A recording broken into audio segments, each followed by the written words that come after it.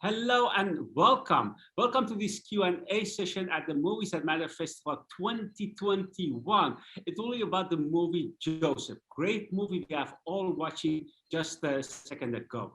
I will have a conversation with Professor Wouter Veraart. He's a professor at with legal philosophy at the VU University. That's a Vrije Universiteit in Amsterdam, about the rights of the disenfranchised people. Now what we call nowadays, refugees, asylum seekers, people who are away from their so-called security of their own national states. We will talk about the movie, but after a couple of minutes about the bigger picture and why this question is so important, was so important in 1939, and why it's still important.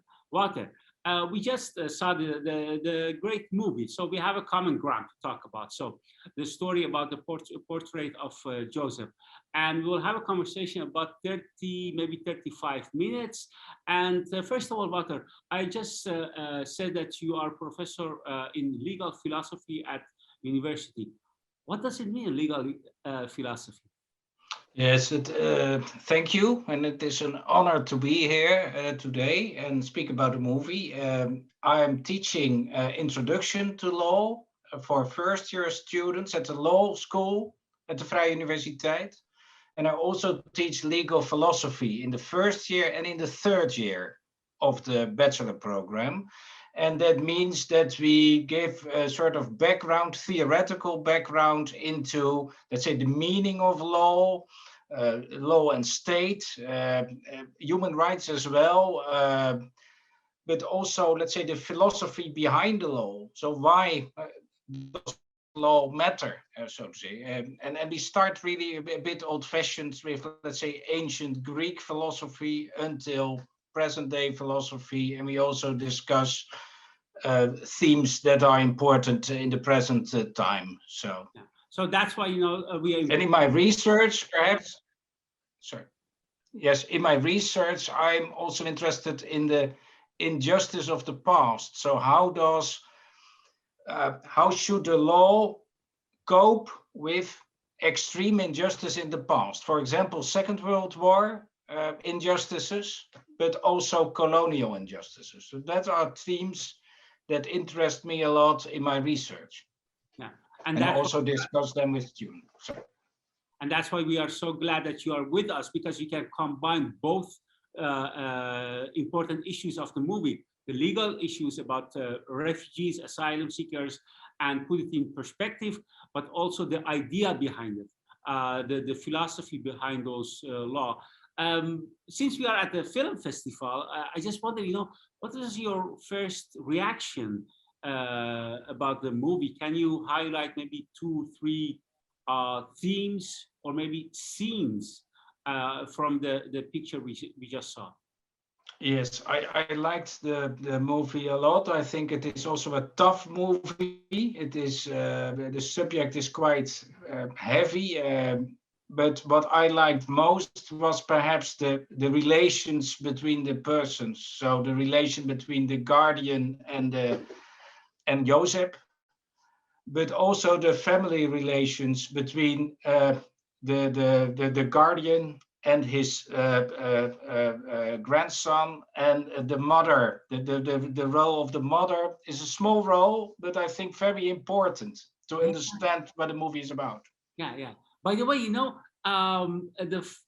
let's say for the sake of better term, it was nice to see that after 52 minutes, the whole time we, like Valentin, the boy, I thought, that the guy in bed, the old guy, he is Joseph.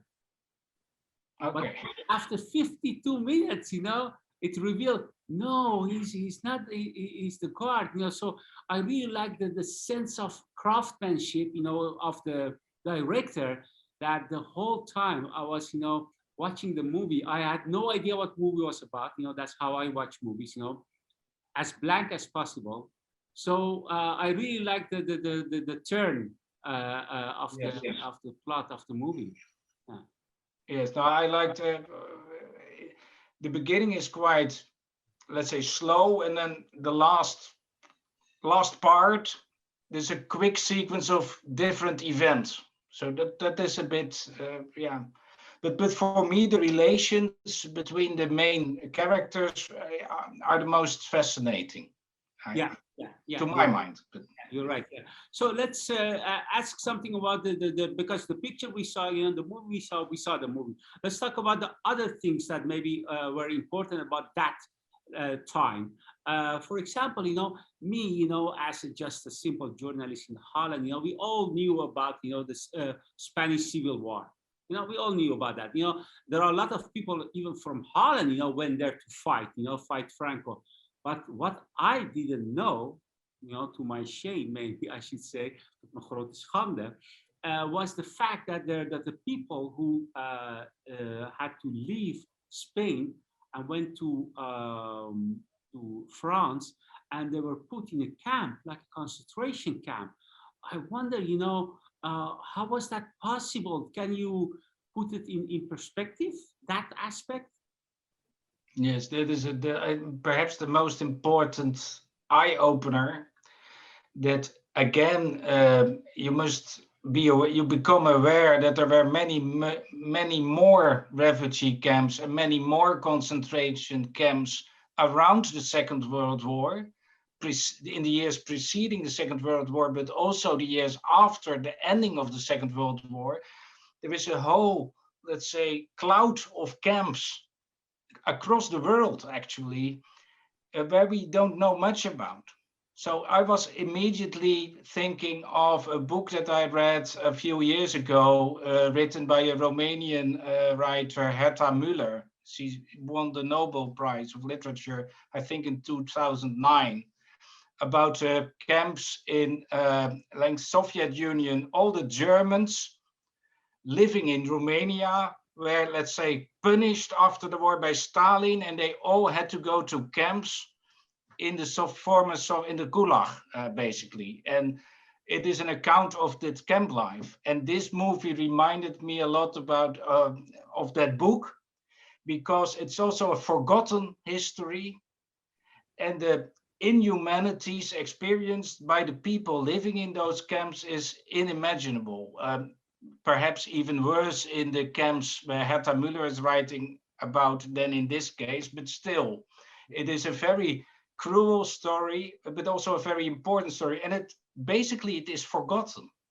And the power of art, I think, is to bring this back into the collective memory and try to show what you can tell and what you cannot tell, and that you always need something like art, like making images, designing, or creating literature in order to be able to tell something about it. Yeah, yeah. Yeah, that's why, although he's not with us, the director, I have to say, I take my hat off for Mr. Aurel to showing us, to taking us to those situations. So it was, in a way, great to see that episode of our history, sad episode, of course. Yes, and I think what's important with this kind of stories, that it is always a sort of connection between fiction and reality, because the story of Josep is also a real story. It is a real life story, but you need art to be able to tell it. Yes. And that is always the case, I think, with witnesses or stories of camps. So it is also based on reality, but you need fiction in order to make something of it visible.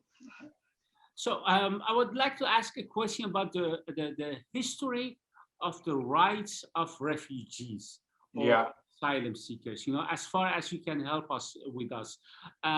Because at that time, do you have any idea whether they had any rights at all? And if not, when did that change? When did we arrive at the point of the Convention of Geneva or the refugee rights document later in the 50s? Would you please take us in Yes. what was and what came after that? Yes, that is a good question. I'm not the biggest expert, but I'm not a professor of migration law, and I'm also not an expert in the history of the Geneva Conventions. But what I can tell is that around the Second World War, and so that situation, so in the 30s and the 40s, those decades, I think that displaced persons and all the people that happened to arrive in camps of whatever form had basically very little or no rights. It was a very harsh situation, very difficult and harsh period. And Hannah Arendt, who was one of the people who had lived in a refugee camp, or in a concentration camp, even in France, in the 40s and 30s, sorry. Yeah, the philosopher. Yes, her whole philosophy is partly based on that experience. And what she is basically saying, even if you have rights on paper, so even if you have rights formally, what do these rights mean if you are in a camp and you cannot enforce those rights? There is no possibility to claim the rights that you have on paper. And that is also in the movie very clear. So the guardians, perhaps those people have some rights, but the power of the guardians, who are racist, who are cruel, is enormous. They cannot be stopped. And so even if they have happen to have some rights, what Hannah Arendt is saying, in the camps of the displaced persons or even stateless persons, there is no possibility to, let's say, enforce those rights. So to have these rights, let's say, doing a good work for you, there are no means to enforce them. That is the problem. But to give the overall picture, what is true, the years 30s, the 30s and the 40s were very tough, very hard. And then in the 50s, there is a sort of humanization, sort of wave of humanitarianism. And that is also the era of the Geneva Conventions. So I think at the end of the 40s, the Geneva Conventions are made. And then there is a sort of wave of humanitarian laws and things. Rights are being granted more and more, and life is becoming a bit easier. So that is the overall picture. But what that really means or meant for people in camps at the time, I simply don't know. So, and that perhaps that is not a very good picture either. I don't know. Yeah, but anyways, at the end in the summer of 1951, we had the Refugee Convention. Yes. So it's 70 years ago. Can I say? Yeah. Yes. Yeah, 70 years ago. And I know it's a big question about it, but if I, let's suppose we have a drink, we were talking, the atmosphere is good, and I ask you, Wouter, in your opinion, the situation for refugees has been improved, the protection of refugees along the way, since we have this formal document, has it been improved a lot, less, or not at all? And as I said, we just talk, we just have a chat. Now, what would you say? Yeah, I think that is a bit. It is very hard to say that it has improved generally. Perhaps it has improved in the 70s and 80s somehow, but it can be getting worse in the present time. But I'm not the biggest expert on this issue, but I would say what we have seen in the last few years is a degradation. It's going worse recently, at least. But I'm not an expert enough to be able to say whether the situations in the 80s or in the 90s was very good. No, I don't. I think, and for example, Hannah Arendt's idea is that life in camps of refugees is never really good. Because even if you have rights, there are so little possibilities to make use of the rights that there can be all kind of nice treaties and declarations. But at the end of the day, if you are in a camp, it is about survival. And you need to try to get to the next day. And who is going to help you with it? And where are the lawyers to help you with your rights? So I think that is why your question is so difficult. So I can give a formal answer. Well, yes, it's true. The Geneva Conventions, at least on paper, granted rights that are useful. But then, what in practice? What does it really make a difference? And nowadays, I'm even a bit pessimistic because I'm afraid that at the borders of Europe it is even more difficult than before to get your rights. What are you referring to? Can you give us some concrete examples of the things that are going down? Now, I have the impression, but I'm not. Yes, I have the impression, just on the basis on what I read and hear, that it is much more difficult nowadays for a refugee on the border of Europe to get access, to get lawyer, to be protected in the rights that you have. And so there are all kinds of stories that the border guards are intimidating people, are committing cruelties, are pushing people back. There is, let's say, there are lots of refugees, let's say, children, basically, who are not treated or are treated very badly, etc., etc. So, but yeah, that is a common picture that I cannot say it on the basis of my expertise, but just on the basis of what I hear and read, like everybody else. Yeah, but Walter, what you said, I don't like to underwrite that, but it's a fact probably what you just said. And I just wonder, especially for someone like you, with your background, as a scientist, as someone who's worked for the university, where does it leave us? When our governments, we are talking about our governments, people, our government, the Belgian government, Greece government, we are in the European Pact, when we don't apply those rights, what does it say about our state of civilization, state of... Yes, and that is an extremely important question about your own responsibility in keeping this system going. And that is also a question about education. So what do you teach in the law school about human rights, about equality and liberty, etc.? And that is for me a personal responsibility. So for me, the question about what is the relation between the camp on the one hand and the city on the other hand. So the people in the city, they have all their rights and have easy lives, and then the camp in which people are rightless.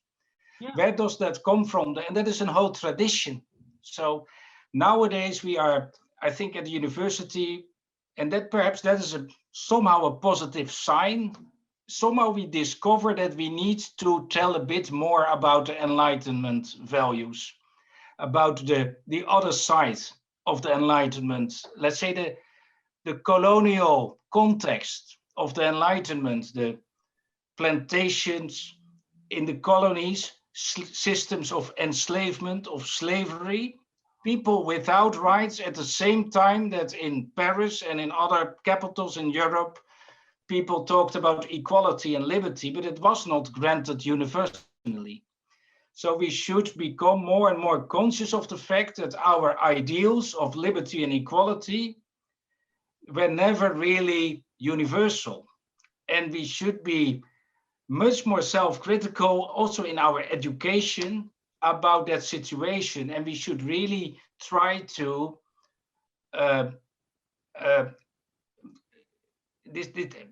to, let's say, be honest about this absence of universal rights and try to improve it by making work of these ideals at the border.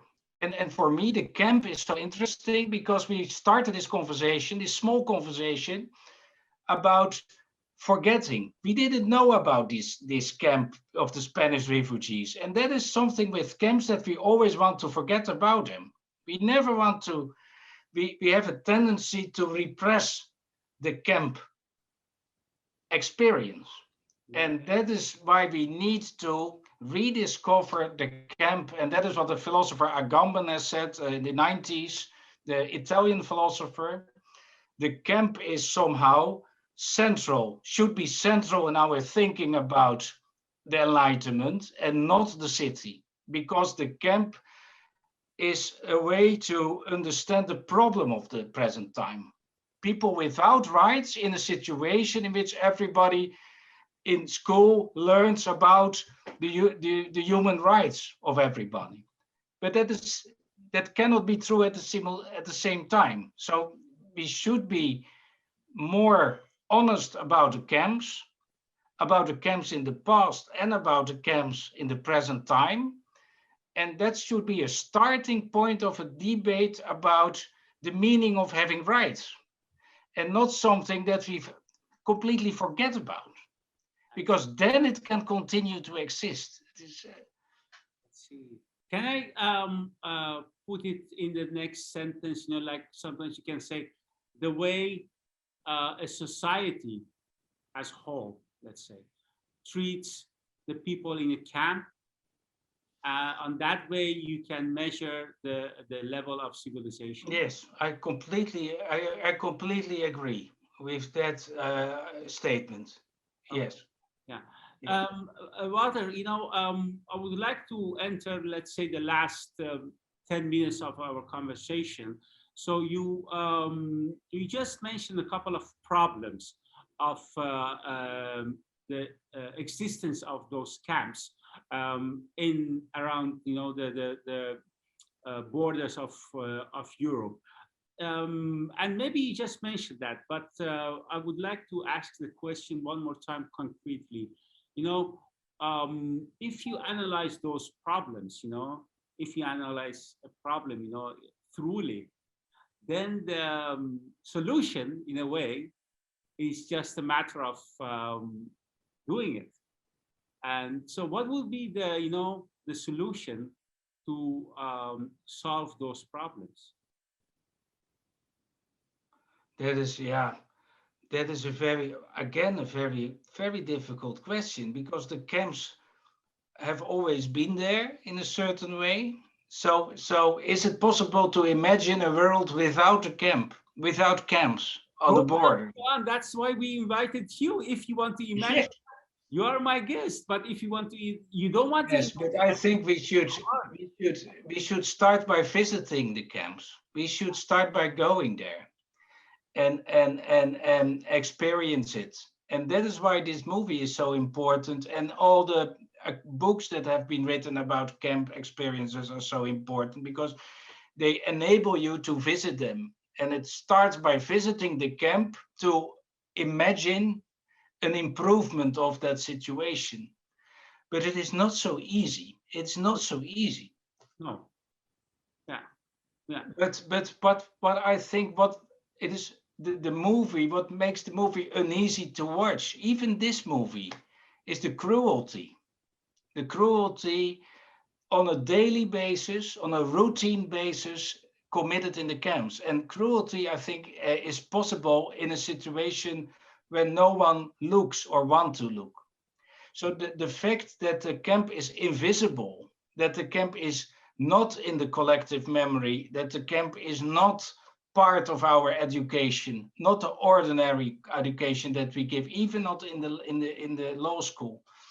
That makes it possible that cruelties are committed on a daily basis in the camp. So when we start to put a spotlight on the camp, it already not in order to watch the inmates, but in order, or the refugees, or whoever is in there, but the guardians, that that already would make it less easy for them to be cruel. Yeah. Just to talk about the mention that the elephant in the room. Are we talking about other stuffs like the Turkey deal? We had a couple of years ago, and the consequences of Turkey deal nowadays for people in Greece, whether refugees or the Greece government, how they treat refugees. Yes, I'm not. I do not feel completely safe to say a lot about the situation in the camps in Greece, because I've not been there. I'm not expert enough. But I think that the Turkey deal is an example of a far too easy way to deal with the problem, with a lot of dehumanization as a consequence. So we should face the fact that you cannot get rid of a difficult situation by just treating people as if they are no people, no human beings at all. And people in Greece that cannot go anywhere because there are no other European countries willing to to to to share the problem with Greece. Yeah. And that is a shame. But at a certain point, people are seduced to accept easy solutions, and then forgetting is a very big part of the solution. Forgetting about what you are doing to those people, and also forgetting that they are human beings. So, and that is always the problem with the camp. And that was Primo Levi's account of Auschwitz. Is this a human being? Is this a man? What is a man? And what is the difference between human beings and animals? That is also a central theme of this movie, Josep. Who is the animal? It's, there is a joke in the movie about the who is the pig and who is the animal, the guardian, or it's always the it returns in every camp situation, this question. Yeah, yeah. In a way, correct me if I'm wrong. That's about my final remarks, or slash questions. I have the idea that you are quite cynical about the state of our treatment toward refugees in different stages, whether it's in Greece, whether in Holland, whether in other countries. Am I right? Yes, cynical. I don't like to be cynical, but I'm a bit pessimistic about the present situation. Yes, but cynical I don't want to be, because, and that is also, I think, part of this movie. There is also room for hope. There is room for friendship.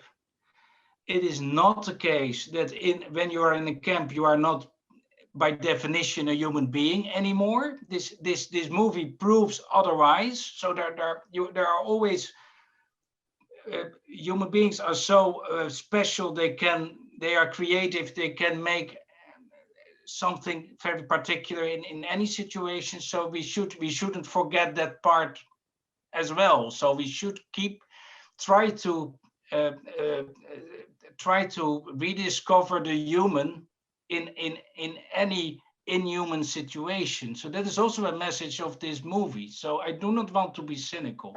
I refuse it. Yeah, wow. Yeah, despite you said you are pessimistic, but I really like the fact that you put it, try to discover the human even in dehumanized situation. Very nice put, Wouter. And on that note, I would like to round up this conversation. Thank you for being with us and sharing your thoughts with us. And of course, all the viewers, thank you for being with us at the festival, watching this great movie. And believe it or not, that's not all. There are a lot of great movies at this festival. So go to the Movies That Matter website and watch movies, but also the after talks, the talk session with experts, directors, and other people who are related to this business.